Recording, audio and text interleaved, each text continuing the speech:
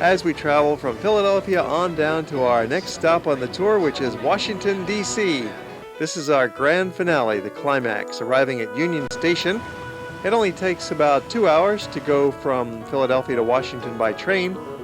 Washington, D.C. is not only our political capital, it's one of the great cultural centers of the world. It's a lot more than just a collection of monumental buildings and statues. Washington is a city of fine arts, incredible architecture, great food, interesting walks, fascinating neighborhoods. All in all, it makes a terrific place to visit. And we're going to take you there in today's World Traveler. This is Dennis Callan for Hawaii Geographic Society, bringing you to our nation's capital. It's part of our tour of the East Coast. And on this trip, we stay in Washington for 4 nights. There's that much to do and see. And one of the great attractions of the city is the museums on the mall. The Air and Space Museum, the Smithsonian, the art galleries, the history museums. It's just the greatest collection of museums that you can find any place in the world. This is Dennis Callan for the Hawaii Geographic Society, taking you to Washington, D.C. in the fall. And there's a fall foliage, spectacular blaze of color. The Vietnam Memorial is even more beautiful with this backdrop of orange and red and yellow leaves on the trees. There couldn't possibly be a better time of year to be enjoying Washington and its great monuments than in October, and we're going to take you there and show you the Jefferson Memorial, the Lincoln Memorial, the Washington Monument, of course, always towers over the city, the eternal flame at the grave of Kennedy in Arlington, the National Cemetery across the river. Downtown Washington is really quite a lively place. Many visitors don't even get to see the real downtown Washington, but it's a thriving, pulsating city. Our hotel, the Holiday Inn, is located just 1 block from the mall. With our Hawaii Geographic Society tours, no matter whether we're in America or in Europe, we always choose hotels that are centrally located so that we can easily walk from the hotel to the different attractions rather than having to rely upon a bus to get us there. The friendly squirrels here are always looking for a handout. A modern bronze statue, part of an outdoor exhibit by a Latin sculptor, Botero. And of course, another great landmark in the city is the White House. It was originally designed by an Irish architect in the style of an Irish country estate. The Supreme Court looks like a Greek temple, one of the many neoclassical buildings in town. It's very informal and casual here in Washington, D.C. The old post office was completed in 1899 in this really old-fashioned Romanesque style of rugged architecture. Now there's a wonderful observation tower. You can go up this free elevator ride to the top and get a great view looking out over the city. Plus there's a terrific food court in the main ground floor.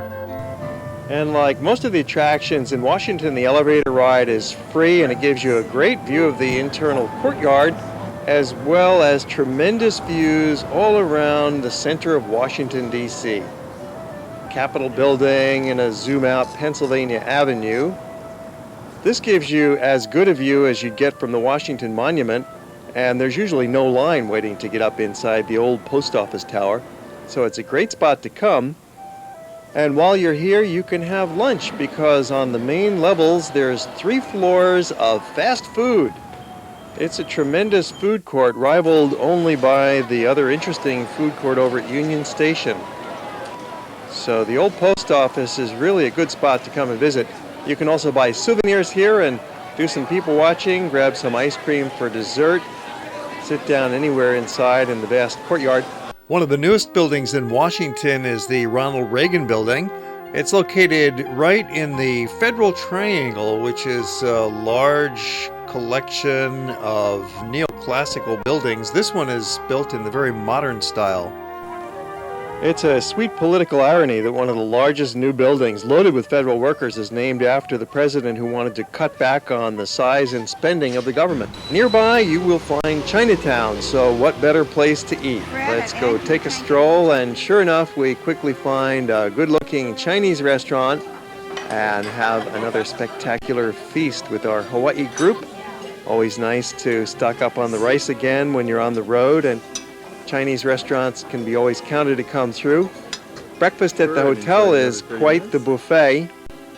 Scrambled eggs, bacon, toast and coffee, along with fruit juice and fruits and melons and rolls and croissants. And after that fabulous breakfast, we took a stroll over to another nearby museum, the Renwick Gallery. It's just next to the Executive Office Building. This is where the Vice President has his main headquarters, as well as offices for the Cabinet of the President. So this is a very important and very large building. It's constructed in an architectural style that's called the Second Empire. And indeed, it's the finest surviving example of the Second Empire style in America today. It was completed in 1888. And at that time, it was Washington's largest and most lavish office building, with over 550 rooms and nearly 2 miles of corridor, with amazing attention to detail, as you see here in the Indian Treaty Room. The original occupants moved out. The Navy Department moved in. After World War I, the War Department was in here. The State Department was in here in 1947.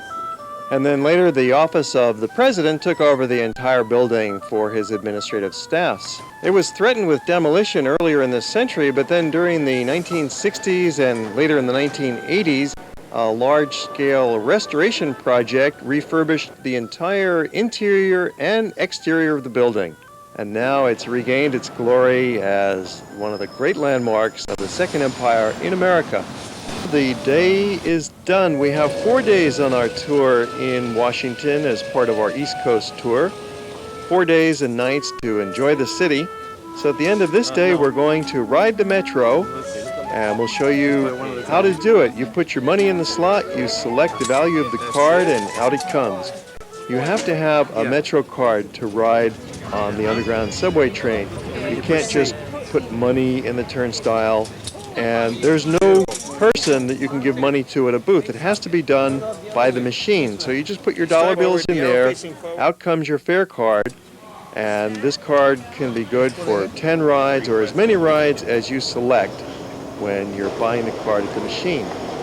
The system is very easy to use, and it's a great way to get around town. Our hotel is located right next to L'Enfant Metro Station, so that's very convenient. And it's going to take us directly to one of the great activities that you can enjoy when you're in Washington, and that is shopping. Shopping at the Fashion Center at Pentagon City.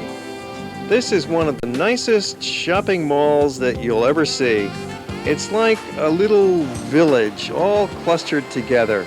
It's really a cozy spot, and yet there's 150 different stores here in this beautiful atrium style of design. You've got multi-level shopping mall, and it's all wrapped around one central courtyard with elevators and escalators to get you from one level to the next. It's really one of the most brilliant designs of shopping mall that I've ever seen in all of our travels. And the diversity of shops here is really quite fascinating. You'll find a lot of offbeat and obscure stores that you don't run into in a normal mall or in a typical downtown. So it's really lots of fun. And of course, there's a food court down in the middle, so you can eat and shop at the same time.